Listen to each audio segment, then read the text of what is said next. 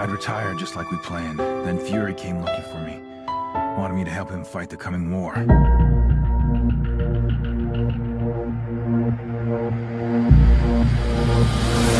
Everything is normal, except... Our enemy is not human. We need you to fight. Cool. Guess the dystopian future wasn't depressing enough already. Yeah, well, we're here to stop it. So, where do we start?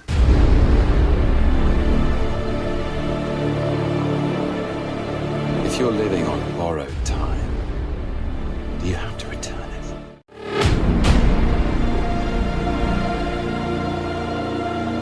Told Fury that I was washed up.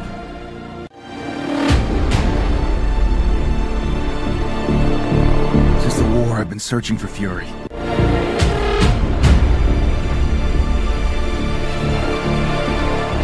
We know Fury got involved in Project Omega right before the war. I'm sure this data can help us track him down.